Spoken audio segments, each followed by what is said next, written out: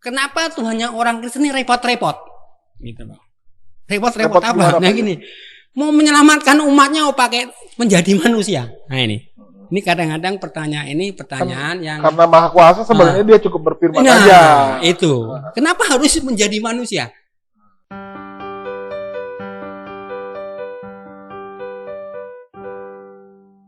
Baik, selamat malam Bapak Ibu Saudara yang terkasih. 1 jam ke depan akan bersama dengan kami di sini dalam program Podcast Kebenaran, di mana acara ini berbeda dengan format acara dalam channel GBA Kebenaran sebelumnya. Yang sebelumnya mungkin tentang pelajaran kekristenan dan lain-lain, tentang khotbah. Tetapi kali ini Podcast Kebenaran itu formatnya kita berbicara atau berbincang tentang topik-topik kekristenan yang barangkali yang hari ini nanti kita bicarakan bisa menjadi pertanyaan bagi banyak saudara-saudara sekalian. Dan kali ini saya akan mengangkat tema tentang keselamatan. Dan menurut saya, keselamatan itu penting bagi orang Kristen. Dan bisa jadi bukan untuk orang Kristen saja, tetapi bagi setiap orang di dunia ini. Dan malam hari ini saya ditemani oleh kawan saya, Pak Yusias, sebelah kiri saya, dan di sebelah kanan saya ada Pak Gembala Kurnia yang menjadi narasumber kita pada malam hari ini. Jadi tentang keselamatan, banyak hal-hal yang sebenarnya Pak Yus kita bisa kupas ya. Contohnya, bagaimana ajaran Alkitab tentang keselamatan. Bagaimana caranya orang bisa diselamatkan. Lantas, apakah keselamatan itu bisa hilang? Apakah keselamatan bagi setiap orang bisa dipastikan? Baik Pak Yus, bagaimana menurut Pak Yus? Ya, memang keselamatan itu penting karena keselamatan yang diberitakan atau dikirimkan di dalam Alkitab itu bukan keselamatan yang ada di dunia ini, tetapi keselamatan yang sifatnya kekal. Tetapi banyak pertanyaan-pertanyaan di dalam kekristenan, terutama tentang keselamatan hanya lewat Yesus Kristus. Dikatakan bahwa orang Kristen ini mengatakan bahwa keselamatan itu hanya lewat Yesus Kristus. Yeah. Padahal sebelum Yesus Kristus datang, itu sudah banyak orang dilahirkan dari keturunan Adam. Yeah, yeah. Dari Adam, Abraham, Nuh, Yakub, Musa gitu ya. Musa ya betul. Nah pertanyaan saya kepada narasumber Bapak Gembala Kurnia, bagaimana keselamatan orang-orang sebelum Yesus Kristus datang? Itu yang menjadi pertanyaan saya. Ya Pak Riko, ya Pak Yus. Keselamatan itu bicara hanya dalam Yesus saja. Itu bukan idenya orang Kristen sebenarnya. Tapi Yesus sendiri yang bicara, yang menyatakan di Injil Yohanes pasal 14 ayat 6. Dikatakan di situ, akulah jalan. Ya, Yesus sendiri bilang, akulah jalan dan kebenaran dan hidup. Tidak ada seorang pun. Jadi, kalau bicara tidak ada seorang pun, kan berarti dari sejak Adam, karena kan yang jatuh ke dalam dosa kan Adam. Yeah. Sampai nanti manusia terakhir, ya nggak bisa sampai ke surga kalau nggak lewat dia. Nggak ada jalan lain, Pak. Nggak ada jalan lain. Jadi bukan idenya orang Kristen, gitu, tapi itu idenya dari Tuhan Yesus sendiri. Bagaimana dengan slogan-slogan filosofi dunia yang mengatakan banyak jalan menuju Roma? Ya, jadi begini. Ya, tadi kan bicara bagaimana orang yang sebelum Tuhan Yesus disalibkan gitu, sebelum Tuhan Yesus datang, bagaimana sementara antara Adam dengan Tuhan Yesus itu kan hampir 4.000-an tahun itu. Betul. Sudah pasti banyak orang lagi. Ya, sudah banyak orang, 4.000-an tahun begitu kan. Nah, jadi bicara keselamatan itu sebenarnya bicara dari sebelum kejatuhan itu. Kalau sebelum kejatuhan itu kan tidak ada dosa. Jadi tidak ada perlu bicarakan keselamatan. Kan nggak ada dosa. Adam diciptakan tanpa dosa begitu. Nah, kita bicara tentang keselamatan, perlu keselamatan setelah mereka jatuh ke dalam dosa. Jadi sejak kapan? Sejak Adam makan pohon pengetahuan, buah pohon pengetahuan yang Tuhan larang kan? Iya, iya. Nah, sejak itulah mereka kalau tidak diselamatkan itu akan mati. Karena upah dosa adalah maut. Gitu. Jadi sejak itu mereka akan mati. Nah, jadi Adam itu langsung dikasih tahu Injil sama Tuhan. Gitu. Waktu mereka sudah jatuh ke dalam dosa, langsung diberitakan Injil sama Tuhan. Apa Injilnya? Nah, coba minta Pak Yusias baca. Nah, Kejadian 3 ayat 15. Kejadian 3 ayat 15.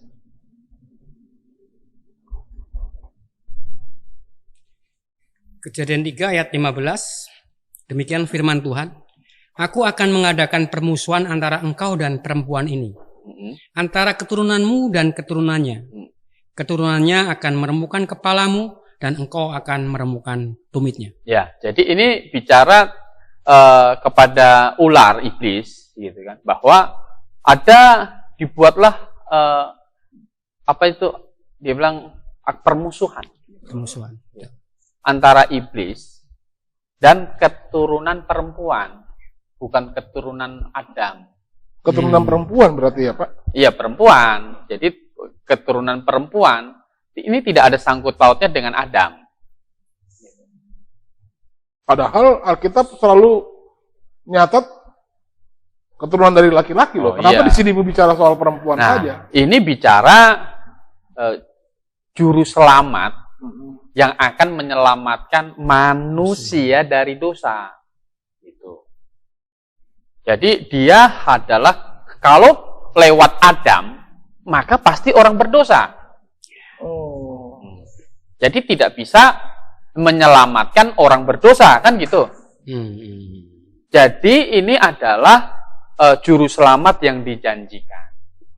Keturunan perempuan. Nah, ini adalah bicara tentang inkarnasi dari Allah yang menjadi manusia yang akan menyelamatkan manusia, yaitu Yesus Kristus yang akan datang.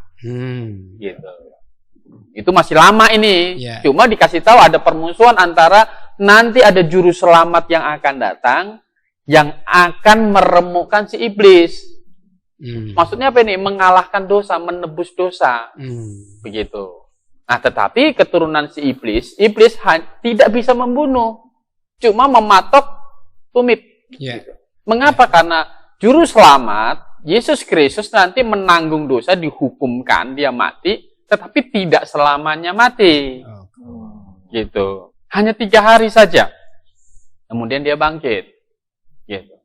Mati, dikubur, tetapi bangkit. Mengapa? Karena dia bukan manusia keturunan Adam. Dia adalah Allah yang menjadi manusia. Begitu. Nah, jadi Adam selamat bagaimana? Adam selamat karena percaya Injil. Gitu. Ya kan? Dia percaya Injil. Nah, sebelum juru selamat itu datang, Allah kasih tahu untuk ingat Injil itu mereka disuruh perintahkan bikin upacara simbolik, potong domba. Gitu. Yang pertama kali lihat pemotongan domba itu Adam dan Hawa di Taman Eden. Siapa yang potong? Allah sendiri. Ada ayatnya, Pak? Di Kejadian, setelah mereka jatuh ke dalam dosa, itu mereka kan langsung ambil pohon ya, daun-daun daun-daun untuk menutupi tubuh mereka, kemaluan mereka kan gitu, karena kan mereka tahu ini mereka setelah makan kok jadi telanjang, mereka malu tuh kan begitu. Nah, jadi Tuhan akhirnya kasih mereka itu kulit dari binatang. Itu di Kejadian pasal ayat 12, manusia itu menjawab, perempuan yang kau tempatkan di sisiku, dialah yang memberi makan buah itu kan begitu. Nah kan, jadi mereka saling salah menyalahkan. Gitu. Mereka saling salah menyalahkan. Ayat 21 ya Pak. Nah, mereka saling salah menyalahkan. Akhirnya ayat 21 itu Dan Tuhan Allah membuat pakaian dari kulit binatang, ya kan? Jadi kulit binatang dijadikan pakaian, ini binatangnya kan mesti disembelih. Jadi korban. Jadi korban. Iya. Jadi disebut korban kenapa? Karena kan binatangnya sebenarnya nggak salah. Coba Adam dan Hawa itu nggak berdosa. Mereka kan nggak jadi mati. Oh iya, betul. Jadi nyambung ini Pak ya. Jadi sebenarnya Adam itu harusnya mati, tapi digantikan. Nah, kita selamat itu karena sebenarnya juga ada yang menggantikan. Hukuman dosa kita, juru selamat itu. Pak Kurnia, tadi kan Pak Kurnia, saya coba potong sebentar demi memperjelas tentang konsekuensi dosa yang memang Tuhan katakan kepada Adam dan Hawa. Perintahnya kan sebenarnya boleh makan semua buah yang ada di taman itu. Iya. Kecuali yang ada di tengah. Ya, perintahnya. Buah tentang pengetahuan yang baik dan yang jahat. Tapi gini, Tuhan itu ngomong spesifik. Jangan kamu makan atau raba. Nanti kamu mati. Yang raba Kan itu tambahan dari si Hawa. Oh iya. Jadi gini, maksud saya sebenarnya Tuhan kan berfirman nggak boleh dimakan. Kalau dimakan hukumannya mati. Tapi kenyataannya begitu dimakan, Kok nggak mati? nggak langsung mati, sempat bagi pula kasih Adam, Ya. kan gitu. Dan Adam ikut makan juga dan nggak langsung mati. Ya memang ini Berarti ini Alkitab ini salah nih. kadang-kadang memang ini menjadi ayat yang olok-olokan. Oh. Gimana menurut Ya. pandangan Pak Gembala? Menyikapi ada ayat yang Ya. sepertinya kesannya ya Tuhan nggak konsekuen Ya. dengan undang-undangnya sendiri yang keluar dari Ya. mulutnya sendiri. Oke. Jadi kalau membaca di Kejadian pasal 5 itu coba dibaca. Itu judul perikopnya itu keturunan Adam. Ya kan? Nah, keturunan Adam. Ayat 5. Jadi Adam mencapai umur 930 tahun lalu Iya mati. mati. Ya. Nah, nanti di pasal 5 ini itu kata mati muncul beberapa kali itu. Iya. Ya kan? Ini umur sekian mati. Iya. Ini umur sekian mati. Iya. Ini umur sekian mati. Gitu kan? Umur sekian mati. Kan begitu. Nah, jadi mati yang Tuhan maksud sebenarnya memang adalah bukan sekedar mati jasmani ini. Jadi mati jasmani ini adalah dampak dari dosa. Tapi yang lebih berat dari mati ini adalah mati yang dihukum di neraka. Lautan api. Yang sifatnya kekal Pak ya. Yang sifatnya kekal. Gitu. Nah, untuk menyelamatkan yang mati daging ini, ya kan? Ini tidak bisa.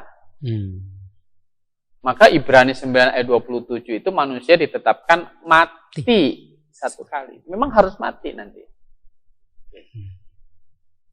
Nah, juru selamat itu bukan menyelamatkan dari mati daging Jasmani, ini, ya. tapi mati yang masuk di dalam neraka itu. Hukuman neraka itu di situ. Jadi upah dosa maut itu maksudnya bukan di dalam tanah 1 meter. Bukan itu maksudnya. Bukan itu, tetapi lautan api. Begitu. Saya potong nih Pak. Ya. Kenapa Tuhan ini kan Maha Kasih? Ya kan?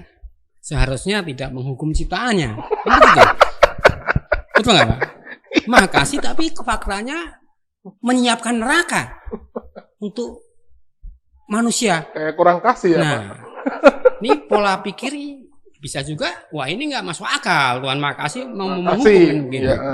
Ini sama juga Tuhan ini memberikan perangkap, Jebakan gitu. jebakan. Itu. Mau dijelaskan? Ya, sebenarnya kalau kita baca coba Matius pasal 25 itu. Jadi maunya Pak Yus ini nggak usah dihukum lah Iya. gitu ya Pak. Kan Maha Kasih. Masuk surga semua gitu. Makasih. Kan begitu. Menarik ya saudara ya. Iya. Jadi maunya orang Tuhan itu Gak usah pakai hukum lah, karena namanya maha kasih semuanya diselamatkan Iya. aja. Tapi Alkitab berkata lain ya, Tante. Ya, coba kita saya baca nih ya di Matius Matius 25 ayat 41. Dan ia akan berkata juga kepada mereka yang di sebelah kirinya. Ini nanti kedatangan Tuhan Yesus yang kedua ya. Enyahlah dari hadapanku, hai kamu orang yang terkutuk. Enyahlah ke dalam api yang kekal. Nah, ini neraka.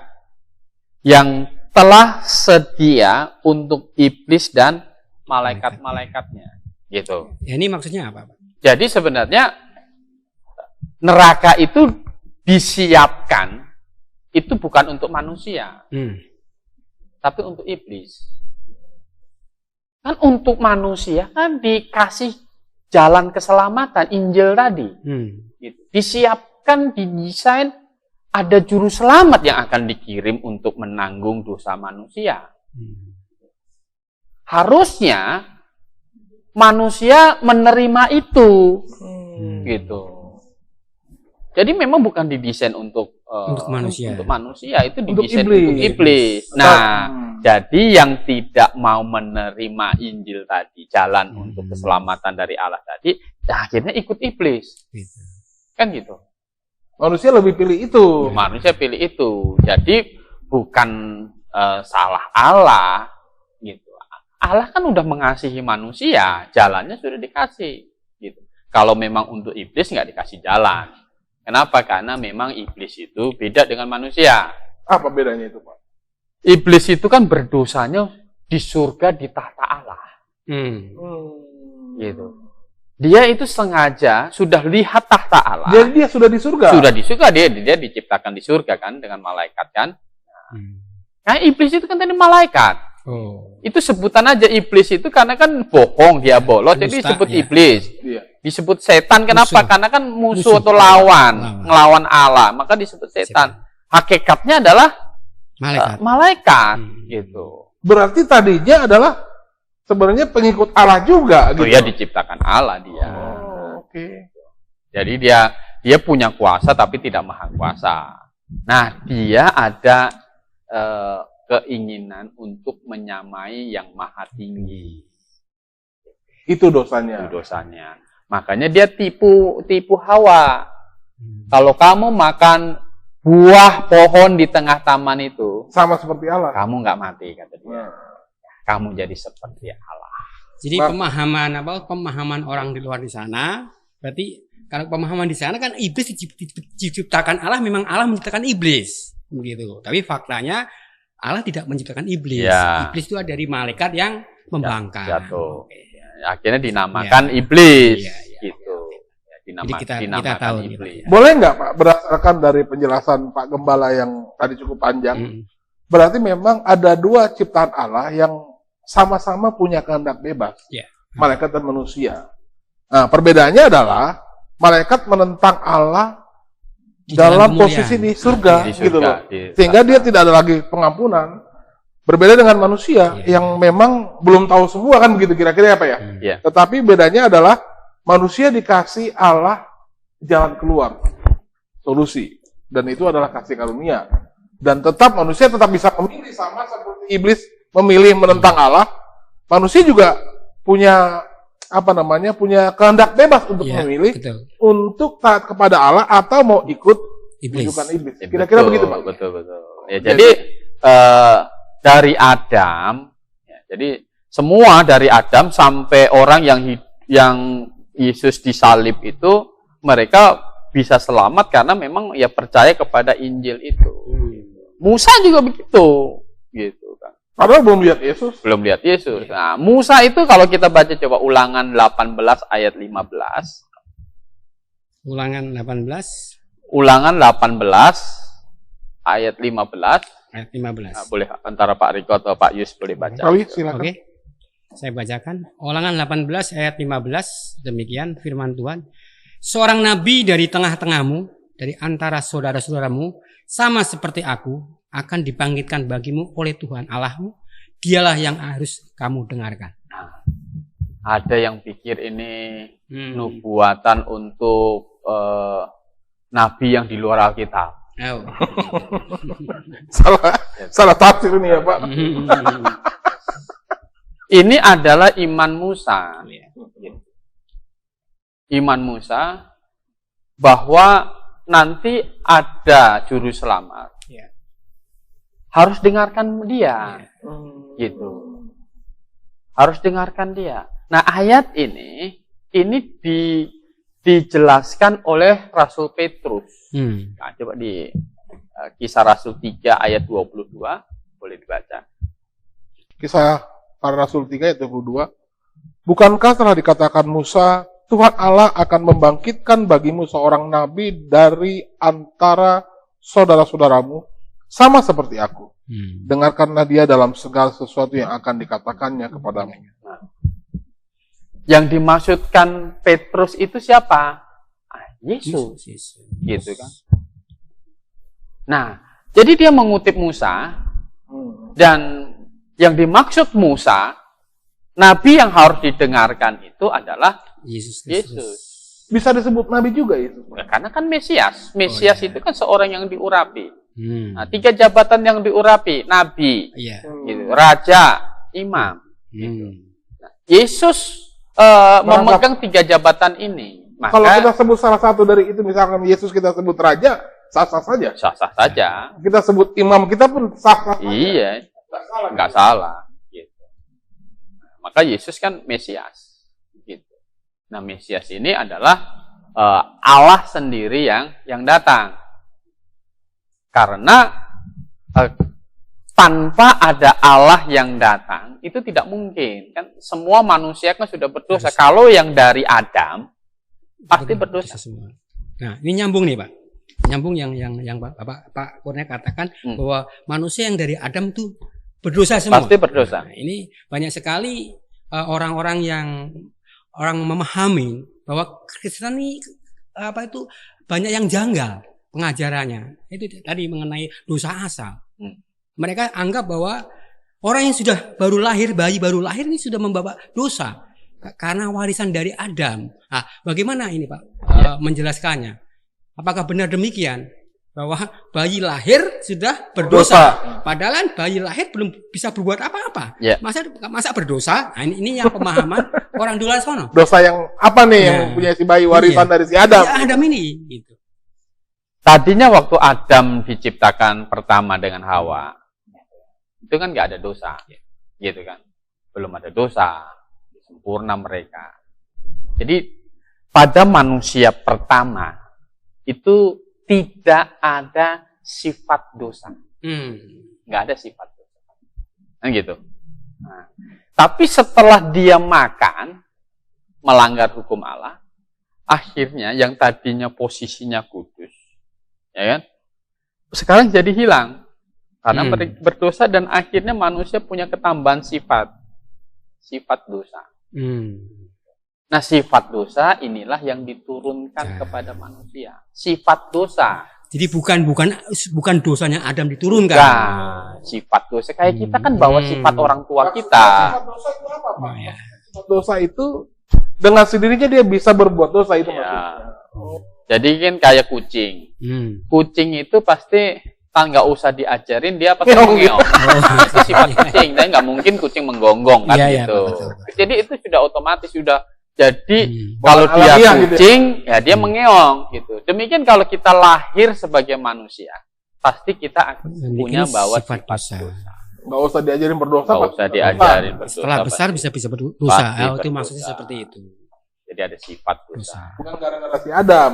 Bukan Adamnya sudah membawa sifat dosa. Semua manusia kan keturunan dia. Bukan kayak harta waris gitu Pak yang diwarisin sama anak cucunya si Adam gitu, bukan begitu maksudnya. Sifat itu jadi kayak lebih ke apa ya? Kita kan kalau kali, Pak, ya kayak orang tua kan bawa diabetes, gitu kan. Atasnya diabetes ya, bapaknya ya, iya keturunan gitu, sakit kayak jadi bawa sakit keturunan. Tapi ini sifat.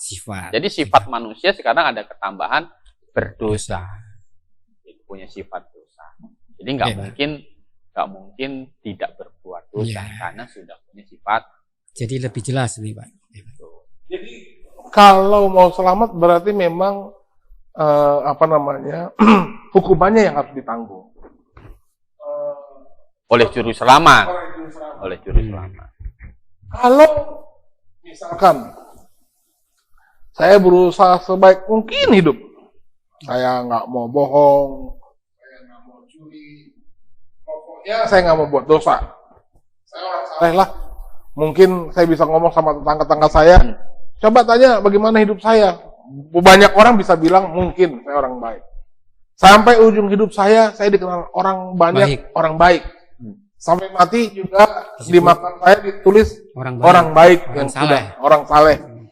Kira-kira gimana Pak? Bisa nggak masuk surga gitu loh? Ya kalau tanpa juru selamat itu tetap tidak bisa. Alasannya apa? Alasannya apa? Surga kan tempat yang maha kudus. Iya. Kalau kita manusia lahir sudah membawa sifat dosa, ya kan? Maka tanpa diajar berbuat dosa kan dia udah otomatis berdosa. Iya. Pasti itu. Gitu. Maka kalau bilang ada nggak orang berdosa? Ada nggak orang tidak berdosa? Ya nggak ada. Nggak ada. Ya kan? Jadi dosa walaupun kecil sedikit, ini kan tetap nggak bisa masuk surga. Loh, tapi kan lebih banyak perbuatan baik saya daripada dosa saya. Tuhan adil di mana? Surga tempat maha kudus. Maha kudus, Pak Riko. Itu maksudnya. Bukan agak kudus, tapi maha kudus. Maha kudus. Ya. Jadi tidak boleh ada setitik dosa saja nggak boleh masalahnya. Meskipun perbuatan baik saya begitu banyak. Iya. Misalkan saya cuma bikin satu dosa nih, sampai saya mati akhirnya saya cuma bikin satu dosa misalkan gitu. Ya. Tanpa juru selamat tidak bisa. Pasti masuk neraka. Masuk neraka karena surga tempat maha kudus. Dan Alkitab mengatakan upah dosa adalah maut. Gitu. Kira-kira seperti itu. Jadi nggak bisa, tetap nggak bisa. Nggak bisa, Pak. Dosa yang satu tadi itu upahnya tetap maut. Dosa yang tadi yang satu saya lakukan itu. Upahnya tetap maut. Gitu. Tentu begini, Alkitab kan menggambarkan lautan api. Iya. Neraka itu lautan api. Ya kita dapat imajinasi gambaran lautan api kan dalamnya beda-beda. Semua orang yang melakukan dosa tetapi tidak mau terima juru selamat akan masuk ke situ. Gitu. Berarti ada jenis berat ringannya. Ya, hukumannya yang berat ringannya. Nah, kalau pertanyaannya saya balik, Pak. Mana? Saya misalkan umur saya 80 tahun. Saya bikin dosa nggak berhenti-berhenti nih. Di umur saya 79 tahun kurang 1 hari saya percaya juru selamat. Benar-benar percaya dan bertobat. Besoknya saya mati. Kemana tuh Pak? Orang nggak sempat ingat saya sebagai orang baik. Karena selama ini saya hidup penuh dengan dosa. Sampai 1 hari sebelum saya mati, baru saya percaya. Kemana saya? Itu persis seperti penyamun di sisi Tuhan Yesus. Sama itu. Sepanjang hidupnya, ya kan? Sepanjang hidupnya kan penjahat. Di ujung napas malah ya. Iya. Pulang dari sehari itu ya Pak. Makanya hukumannya kan digantung di atas kayu salib kan gitu. Kalau dosanya kecil-kecil nggak mungkin begitu. Oh, iya. Itu pasti dosanya sudah dianggap melampaui batas. Ya. Diskusinya hukuman mati. Bisa hukuman mati dan mesti salib. Gitu. Hukuman salib itu adalah hukuman yang paling berat. Gitu. Oh, kalau begitu ya percaya Yesus ya belakangan aja. Nah, jadi gini, penyamun di sisi Tuhan Yesus tadi kan, begini. Ya, akhirnya dia punya satu kesadaran, pengetahuan dia bahwa ini Yesus ini bukan penjahat. Oke. Yesus ini dia akhirnya memiliki satu pemahaman. Yesus ini bukan sekedar manusia biasa. Dia Tuhan. Dia percaya itu, Pak. Ini dialah Mesias yang dijanjikan itu. Maka dia bilang apa? Kan Mesias kan imam, raja, nabi dan raja kan gitu. Iya. Dia bilang kepada Tuhan Yesus, Tuhan, ingatlah akan aku kalau engkau datang kelak jadi raja. Itulah pengakuan dia Yesus juru selamat. Itu yang menyelamatkan dia. Itu yang menyelamatkan Tuhan yang garansi itu langsung. Tuhan garansi itu juga langsung. Berarti untung banyak dong dia, Pak. Ya untung. Dia namanya Dia akhirnya kan makanya apa? Keselamatan itu kan memang bukan karena usaha kita. Iya. Itu kan kasih karunia. Nah, Yesus sudah menebus dosa manusia, kita tinggal terima kan. Apa yang mau dibanggakan? Kan gitu. Nah, ini kan kita kasih karunia. Untung sekali, terima kasih Tuhan. Ya pasti lah. Seharusnya seperti itu, Pak ya. Seharusnya seperti itu. Yuk, coba bayangkan penyamun di sisi Tuhan Yesus itu. Ya, dia langsung ke surga. Dia beriman yang benar kan gitu. Dia beriman yang benar. Yesus juru selamat, dia menyambut gitu kan. Maka kematian Yesus itu dihitung sebagai kematian atas dosa-dosa dia. Gitu. Maka walaupun dosanya yang banyak tadi, ya kan, itu sudah selesai. Karena Yesus Kristus itu, lingkup penebusan Yesus Kristus itu bukan hanya dosa dia, tetapi dosa seisi dunia. Nah ini Pak, bicara lingkup penebusan Yesus. Coba nih. baca dulu ayatnya nih, ayatnya Pak. Oke. 1 Yohanes pasal 2 ayat 2 itu. 1 Yohanes ayat pasal 2 ayat yang kedua. Oke, saya bacakan. Dan ia adalah pendamaian untuk segala dosa kita, dan bukan untuk dosa kita saja, tetapi juga untuk dosa seluruh dunia. Nah, jadi seluruh dunia. Gitu. Jadi kalau hitungannya ke pribadi penyamun di sisi Tuhan Yesus tadi, berarti kan dosa dia dulu, itu kan, yang banyak itu. Semua dosa dia gitu. Ya kan? Selesai. Ya kalau hukuman dosanya sudah selesai, maka dia akhirnya menjadi orang kudus. Walaupun sekejap saja dia percaya. Oh iya, bisa pergi ke tempat surga yang maha kudus tadi. Karena dosanya, hukuman dosanya kan sudah selesai. Udah beres. Nah itulah pertobatan dia. Kalau engkau kelak datang jadi raja, ingat akan aku. Saya yakin lah. Kalau penyamun itu hidup lagi gitu. Maksudnya disalib nggak mati gitu kan. Yang bikin jahat lagi gitu ya Pak. Pasti lah. Nah ini Pak, bicara penebusan ini Pak. Ini kan bicara penebusan dosa. Ini banyak orang berpikir begini di luar sana. Loh enak dong kalau gitu jadi orang Kristen. Pasti selamat. Udah pasti selamat. Bebas bikin dosa. Bukan begitu. Dosanya sudah ditebus nih. Kalau begitu enak dong. Kita hidup di dunia ini bisa bebas untuk melakukan dosa. Nah, bagaimana nih Pak pandangan ini menurut Bapak? Kan orang yang diselamatkan itu kan, dia kan percaya Yesus kan. Oh ya, Yesus sudah mati ganti dosa saya. Akhirnya dia bertobat. Nggak bisa orang mau percaya Yesus tanpa bertobat. Oh begitu. Jadi kalau dia masih melakukan dosa berarti belum bertobat dong? Belum bertobat. Kalau dia masih hidup di dalam dosa, itu belum bertobat. Maka orang yang sudah diselamatkan, percaya Yesus juru selamat, dia bertobat. Bertobat kan berarti kan, oh ya saya menyesal, saya orang berdosa. Saya menyesal, tapi saya tahu dosa sudah ditanggung Tuhan Yesus. Nah, jadi ada transaksi rohani begini, Yesus mati ganti saya. Saya ini hidup gantikan Yesus hidup. Begitu. Ya, tanpa pemahaman ini ya berarti dia sendiri belum bertobat sungguh-sungguh. Berarti memang jadi nggak ada pikiran saya ini gaya hidupnya dia yang kita bisa lihat dia sudah bertobat atau belum. Gitu ya, Pak. Ya, jadi kita mesti tahu begini, dia pengertian dia tentang keselamatan benar nggak dulu, kan gitu. Nah, kalau udah benar kan berarti kan, oh benar nih, dia tahu Yesus juru selamat, bertobat tidak, kan gitu. Harus percaya Yesus juru selamat, itu akhirnya mendorong seseorang untuk saya bertobat dari dosa. Ini menarik saudara, memang kebanyakan dari orang Kristen kan stigmanya orang Kristen,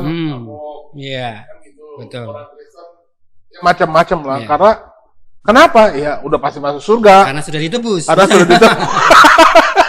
sudah ditebus, maka dia dapat tiket untuk melakukan semuanya bebas gitu.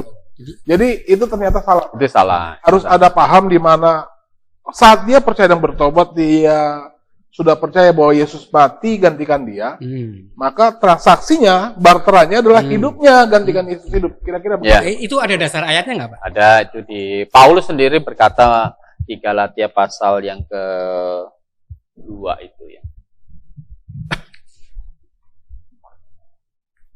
Oke. Galatia pasal 2 ayat 19 dan 20. Ya. Sebab aku telah mati oleh hukum Taurat untuk hukum Taurat, supaya aku hidup untuk Allah.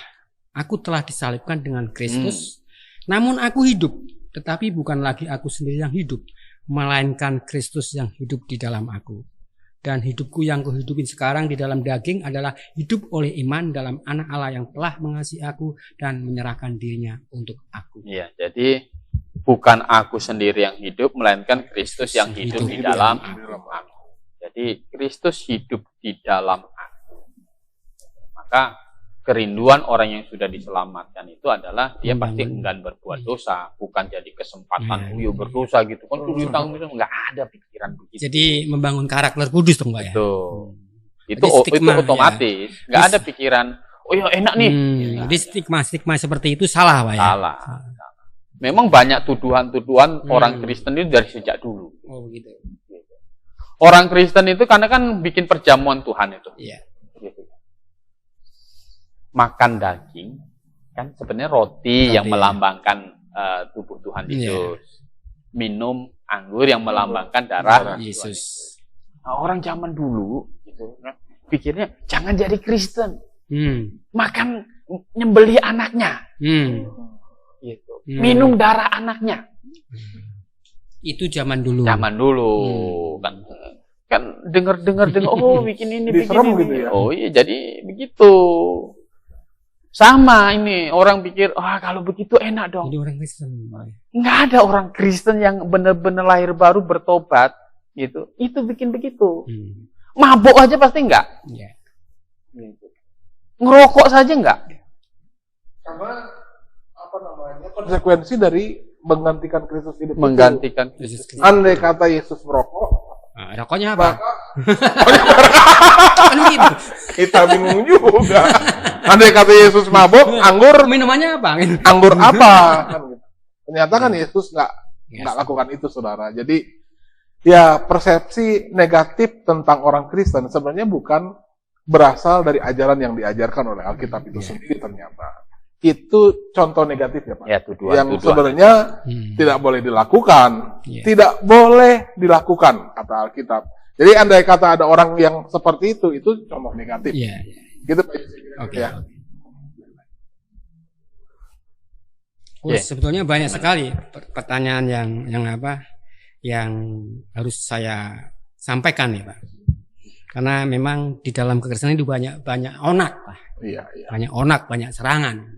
Ini ada lagi yang berpikir begini, Tuhan itu kan maha kuasa, kan begitu. Maha kuasa ini kan bisa segala-galanya, pertanyaannya, ya kan? Betul nggak Pak? Iya. Bisa segala-galanya. Nah, banyak orang berpikir begini, kenapa Tuhannya orang Kristen ini repot-repot, gitu Pak? Repot-repot apa? Nah gini, mau menyelamatkan umatnya, mau pakai menjadi manusia. Nah ini kadang-kadang pertanyaan yang karena maha kuasa sebenarnya dia cukup berfirman aja. Itu. Kenapa harus menjadi manusia? Untuk menyelamatkan manusia ini pertanyaannya. Ini kadang-kadang ini juga menjadi bahan ejekan juga. Ini nggak masuk akal Allah maha kuasa kok. Kayaknya kurang menyelamatkan. Iya. Ini kan kurang kuasa ini. Nah, bagaimana nih Pak Kurnia sebagai narasumber nih? Ya, jadi begini, dia Allah itu maha kuasa. Tapi juga kan maha kasih juga ya, maha adil juga iya, kan gitu. Jadi konsekuensi adil itu kan yang salah, yang berdosa, yang melanggar hukum dia harus dijatuhin hukuman, kan gitu. Nah kalau Allah bilang, oh ya kamu saya maha kuasa, saya yang punya surga, masuklah surga, gitu kan? Ini kan melanggar hukum